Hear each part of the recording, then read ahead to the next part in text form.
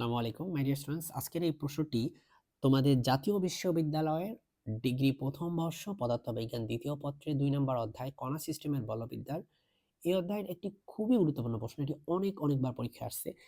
তো M1 ও M2 ভরের দুইটি কণিকা এদের ভর কেন্দ্র থেকে যথাক্রমে x1 ও x2 দূরত্বে অবস্থিত। দেখাও যে x1 by x2 equal to M1 by M2। এই প্রমাণটা আমরা করার জন্য চলো আমরা একটা আলাদা পেজে একটা চিত্র এঁকে নিই। তাহলে এখানে দেখো M1 ভরটাকে আমরা এখানে ধরলাম, ঠিক আছে, আর M2 ভরটাকে আমি এখানে ধরলাম এবং এই দুইটার আমি যোগ করে দিলাম, কানেক্ট করে দিলাম।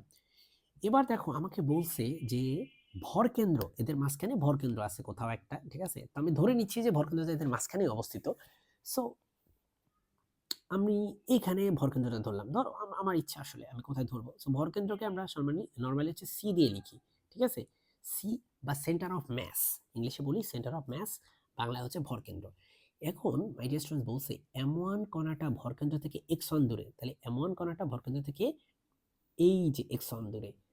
আর বলছে যে M2 কণাটা এটা হচ্ছে ভর কেন্দ্র থেকে x2 দূরে, এই যে M2 কণাটা ভর কেন্দ্র থেকে x2 দূরে। তারপর তোমাকে এই জিনিসটা প্রমাণ করতে বলছে। প্রমাণটা খুবই ছোট। প্রথম কথা হচ্ছে ভাই, আমরা ভর কেন্দ্রে তোমার হচ্ছে সবকিছু ব্যালেন্সড হয়ে যায়, বুঝতে পারছো। সো M1 আর x1 আমরা ধরো যে এই দিকটাকে, যদি এই দিকটাকে পজিটিভ দিক ধরে নিই, তাহলে আমার এই বাম পাশের দিকটা কি হবে, নেগেটিভ দিক, তাই না। তাহলে দেখো আমরা ভর কেন্দ্রে সবকিছু ব্যালেন্সড হয়ে যায়, যেহেতু বলতে চাচ্ছি যে ভর কেন্দ্রে সবকিছু ব্যালেন্সড হয়ে যায়। সুতরাং আমরা ধরো যে ভর কেন্দ্রের মধ্যে আমাদের স্থানাঙ্ক ব্যবস্থায় ধরো যে মূলবিন্দু আমরা ভরকেন্দ্রে দিয়ে ধরবো। তো চলো লিখি মূলবিন্দু বা রেফারেন্স ফ্রেম ভর কেন্দ্রতে বিবেচনা করি, কারণ রেফারেন্স ফ্রেম থেকে সমস্ত দূরত্ব, বেগ এগুলো হিসাব করতে হয়। সো আমার ভর কেন্দ্রের মধ্যেই আমি হচ্ছে আমার রেফারেন্স ফ্রেম হিসাব করছি। তাহলে এখন দেখো, যেহেতু ভর কেন্দ্রের ভর কত, এটার ভর কত, এটার ভর হচ্ছে M1 প্লাস M2 এটার ভর, তাই না। আর যেহেতু এটা নিজেই রেফারেন্স ফ্রেম, তাই ওর সাপেক্ষেই ওর দূরত্ব হচ্ছে 0। আবার দেখো M2 ভর এই আমার রেফারেন্স ফ্রেম থেকে কত দূরে আছে, x2 দূরে আছে। এটা কিন্তু পজিটিভ হবে কারণ আমি এই দিকটা পজিটিভ ধরে নিছি। আচ্ছা, এবার দেখো M1 ভর কত দূরে আছে, -x1 দূরে আছে। কেন? কারণ আমি এই দিকটাকে নেগেটিভ ধরে নিছি, এই দিকটাকে। সো আমরা দেখতে পাচ্ছি যে আমাদের এখানে M1 প্লাস M2, আমাদের এই সিম আসলে মানে ভরকেন্দ্র আসলে এমন একটা বিন্দু যে বিন্দুতে আমরা বিবেচনা করি কি, যে সমস্ত বস্তুর সমস্ত ভর সেই বিন্দুতে কেন্দ্রীভূত আছে। তার মানে M1 আর M2 এই দুইটা ভর আসলে এই জায়গায় কেন্দ্রীভূত আছে, এটা আমরা বিবেচনা করি। ভরকেন্দ্র মানে এটা।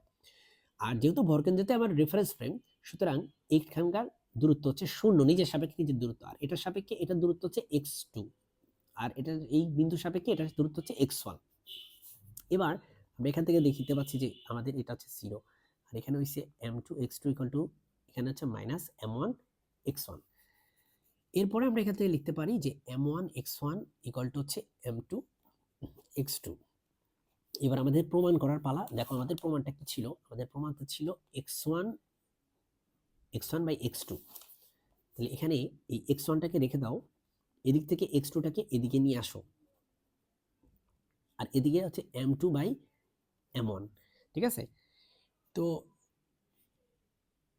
ওরা হচ্ছে একটু ভুল করছে কোশ্চেনে, ঠিক আছে, একটু বলতে ভালোই ভুল করছে। x1 বাই x2 হবে M2 বাই M1, ভুল লিখছে আর কি।